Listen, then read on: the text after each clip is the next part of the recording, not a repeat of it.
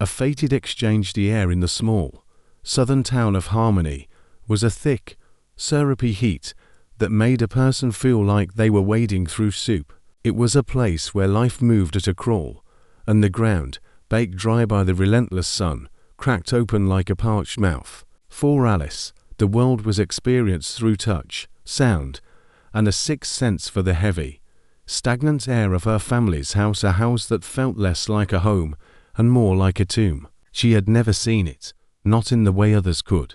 Blind from birth, she navigated by the groans of the crooked front door, the rustle of rodents in the floorboards, and the scent of mildew, stale liquor, and her father's unwashed skin. Her father, a man named Frank, was a ghost of his former self, a bitter drunk who spent his days slumped in a recliner.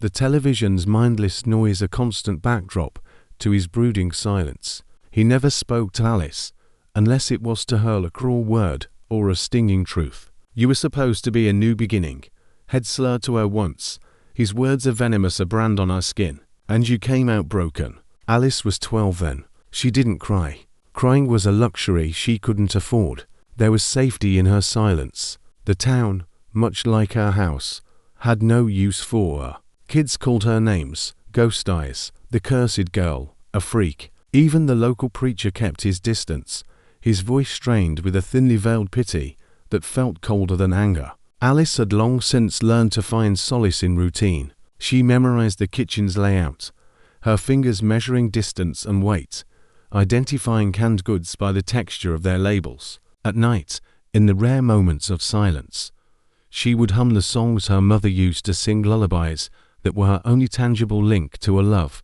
she could barely remember. She dreamed of baths filled with warm, bubbly water and someone gently brushing the tangles from her hair. She dreamed of being told, just once, that her existence was a good thing.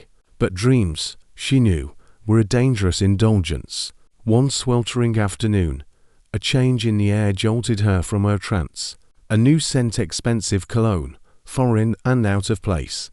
Footsteps, heavy and deliberate, echoed on the thin floorboards. She stood motionless in the hallway, her senses on high alert. "Is this her?" a voice asked, low and controlled with a clipped northern accent. "That's her," her father replied. "Told you." Nothing wrong with her body, just those eyes. Her stomach clenched. A pause, then a soft click, like a briefcase opening. "I want clean records and no noise. You'll get what you paid for." The words faded into another room, but the cold dread they left behind lingered like a physical presence. That night, her father was unnervingly calm. He didn't yell. He didn't drink. He gave her a new, clean dress and told her to bathe. He even combed her hair, his movements fumbling and unsure. At dawn, a black car pulled up. A man led her to it, his hand on her arm, neither cruel nor kind. She didn't hear her father say goodbye. The car's cool, leather interior enveloped her. She didn't ask where they were going. It didn't matter. Her old life, such as it was, had already vanished in the rearview mirror. After what felt like an eternity, the car stopped. She was led through a gate and down a long drive, the air growing cleaner, cooler. She stepped onto smooth stone and then tile, entering a building that swallowed all sound. It smelled of sterile antiseptic and something floral she couldn't place. She was brought into a room, gently guided to a bed with sheets so soft they felt like water. A woman with a smooth, professional voice introduced herself as Camilla. "Everything has been arranged for your care," she said. "Mr. Miller has ensured you'll receive the most advanced care available. Your operation is scheduled for tomorrow morning." "Operation?" Alice asked, her voice a dry whisper. "Restorative," Camilla replied. "We'll be working to restore your vision." A name, Mr. Miller. The taste of it was bitter in her mouth. She had heard him on the phone, the man who had bought her future. "Do I have to?" she asked softly. Camilla hesitated. "It's what's best for you. Isn't this what you've always wanted?" Alice had no answer. She had never considered seeing to be a possibility, only a myth people spoke of. Now, it was an undeniable fact. The night was a long, endless loop of fear and memory. Her father's taunting voice echoed in her mind. "Think they gave you this for free?" At dawn, a new voice, a man named Doctor, Rue led her to an operating room. He spoke in clinical terms she barely understood. A mask was placed over her face. She counted to 7. Then nothing. When she woke, her head ached and her eyes felt strangely pulled, a burning without pain. On the 3rd day, the bandages were removed. "Open your eyes slowly, doctor," Rue coached. The world arrived like a tidal wave, a blur of shapes, colors, and moving lights. Her heart hammered against her ribs. Slowly, painfully, a face came into focus. A man with pale skin and light hair, his smile not quite reaching his distant, blue eyes. "Mr. Miller, you can see me now," he said. "Isn't that wonderful?" She stared at him, unable to speak, the bitter realization dawning on her. He had paid for her, paid to possess her, to cut into her, to remake her in his own image. He had given her sight, but she was no longer free. She was a possession, a gilded cage. The days that followed her awakening were a meticulous performance. With every passing hour, her vision sharpened, and the house revealed itself to her in layers of immaculate perfection. Sunlight filtered through high windows, painting patterns on spotless floors. The rooms were vast, curated, and without a single imperfection. It should have been a miracle, and at times it was. But with every new detail she saw, she also saw the things she could not reach. She was never alone. Camilla was a constant companion, a tour guide in her own life. The kitchen was off limits. The doors leading outside were locked. She saw the garden through a wall of glass, a beautiful world she could not enter. When she asked to go outside, Camilla would smile gently and say, "Not yet, darling, soon." The house was a prison disguised as a palace. There were no mirrors at first, a detail she noticed immediately. When she asked, Camilla said it could be overwhelming to see yourself for the first time. Later, they were returned. One morning, she saw the girl in the reflection for the first time, a stranger with smooth, dark skin, high cheekbones, and strange, pale eyes. Her hair was styled in intricate braids. She felt like a doll. Mr. Miller began to visit more often. He appeared unannounced, a shadow of composed perfection. He praised her progress, her posture, her speech. "You've adapted beautifully," he said once, his hand resting lightly on her shoulder, a possessive gesture. "Like I knew you would." The question of why he had done all this burned in her throat, but she was too afraid to ask. One evening, he finally gave her the answer she dreaded. In a glass-walled solarium, the stars were cold and distant above them. "You've been here for almost 3 weeks, he began. "I've taken care of every detail, your health, your education. But all of this is just the beginning." He spoke of a role for her, a place in the world. "I ask only for something very simple in return." He knelt before her. "Marry me." The words hung in the air like a noose. She pulled her hand away. "I need time," she whispered. "You'll have it," he assured her, but his eyes were unblinking, his voice unwavering.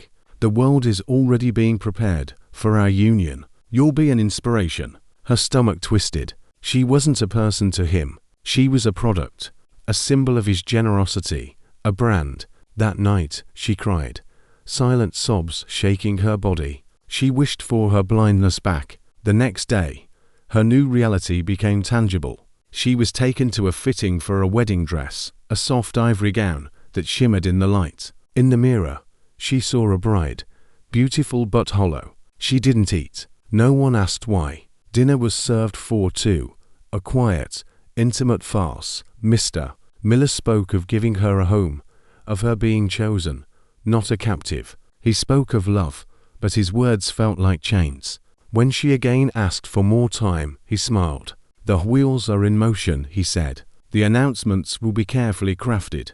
The world, she realized, was being told a story, and she was the beautiful, silent heroine. She began to play her part, learning to smile on command, to nod obediently. She mapped the house in her mind, a new, more precise map of security cameras, staff rotations, unlocked doors. She found her old clothes, neatly folded and labeled in a locked cabinet, a relic of who she had been. One night, Mr. Miller brought her a ring, gold with a single diamond. "I thought it was time," he said. She stared at it, then at him. "I'll wear it," she said, her voice steady. but not because I'm ready. Because I know you want me to."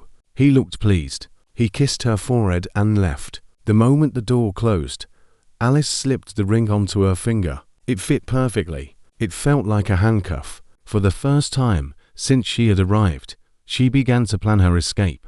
The unseen life the morning after she accepted the ring.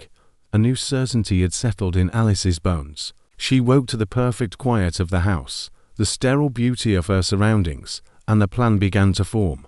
Breakfast arrived, brought by a young, nervous girl she hadn't seen before. "What's your name?" Alice asked. The girl, Leela, was startled. "Leela," she whispered. "Thank you, Leela," Alice said. It was a simple exchange, but it was the first human connection she had made in weeks. She had found her first accomplice. She began to test the boundaries, a subtle game of rebellion. She saw Leela again, carrying laundry, her eyes darting nervously. That night, Alice waited until the house was still, then slipped into the laundry passage where she knew the cameras didn't reach. She revealed herself to Leela. "I need your help," she said. Leela was terrified, but slowly, over the course of several quiet, secret meetings, she began to talk. She told Alice of other girls, brought from overseas under false pretenses. She spoke of contracts they were forced to sign, of documents that were confiscated. "He finds people who won't be missed," Leela said. Alice knew then that she was not alone. She learned where the files were kept, an office filled with passports, visas, and legal documents. She learned the rhythms of the staff, the times when hallways were empty. Every act of compliance, every obedient smile, became a layer of camouflage. One night, she stole a keycard, copied the number, and returned it before it was missed. Leela gave her a small, worn flash drive. "This has everything I could find," she said. "Documents, contracts, even photos. They'll kill you if they find out," Leela said. "Then they'll find out I was never theirs to begin with," Alice replied. The chance came 3 nights later, during a storm. The rain lashed the windows, and the security system focused on the perimeter. Alice, dressed in black, slipped from her room and made her way to the office. She unlocked the door with the copied code and took the files she needed, her medical records, the fabricated papers, the contract. Leela was waiting at the garden gate. She climbed into a maintenance van, crouched low, and watched as the estate vanished behind her. She didn't cry. Not yet. Only when they reached the safe house, a small, run-down apartment lent to them by a friend of Leela, did she allow herself to breathe. The air was stale, the floors creaked, and the water dripped from the faucet, but it was her choice to be there. The next morning, she sent the flash drive to an investigative journalist named Rosalie Keyes. The response was immediate. "You're not the only one," Rosalie told her over the phone, "but you may be the first who got out with proof." The article went live on a Sunday afternoon, a simple headline that shook the world. "Inside the Empire, the girl who escaped." It described the system of trafficking disguised as philanthropy, the manipulation, the carefully staged engagements. It named Mr. Miller. The response was immediate and overwhelming. Social media erupted. Sponsors pulled out. Other voices, older women, began to come forward, their stories echoing hers. He denied everything, but the truth had already begun its work. A week later, Alice agreed to a filmed interview. She sat in a simple chair, her hair pulled back, no ring on her finger. She told her story from the beginning, her childhood, her blindness, her father's cruelty, the loneliness. She spoke of power disguised as love, of voices lost in silence. She spoke for nearly 2 hours, not with vengeance, but with a quiet, unwavering strength. When the interview aired, her name trended 4 days. Some questioned her motives.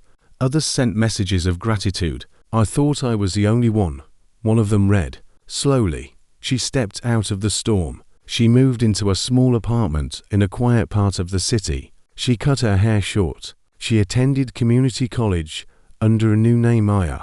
It was a name her mother had once whispered, a name for a second daughter, a new beginning. She chose it not to hide who she was, but to protect who she was becoming. In her classes, she absorbed everything like dry earth drinking rain. She read with a fierce hunger, underlining passages that spoke to her soul. She began to volunteer at a non-profit for girls leaving foster care. She didn't tell them her story at first, but when she did, they listened with a recognition that went deeper than words. She began to speak publicly, at colleges, at conferences, her voice a beacon for those who had felt unseen. She stood at the front of a hall, wearing a plain grey sweater and jeans, and spoke of systems, of freedom that isn't given, but built. When asked how she learned to trust herself again, she said, "I didn't, not all at once. I made small choices. I listened to the parts of me that had been told to shut up for too long. You don't have to be perfect to be free." One afternoon, she sat on a bench in a park, the setting sun painting the surface of a lake. A child laughed. A couple held hands. The simple, ordinary beauty of it all was overwhelming. She had been blind once. Then she had been caged in the illusion of sight. But now, in this moment, sitting on an ordinary bench in ordinary light, she saw clearly. She went home and made a simple dinner. Afterward, she sat at her desk, a single lamp illuminating her notebook. She didn't write about cages. She wrote about climbing. She wrote about curiosity. She wrote about wind through open windows. She glanced at the sticky note on her wall, the words underlined in pencil. "We are not what was done to us. We are what we choose to become." She looked at her reflection, and for the first time in her life, she saw herself, steady, whole, her eyes clear. She smiled, because she was no longer trying to escape anything. She was simply living, and this, she knew, was what it meant to truly see.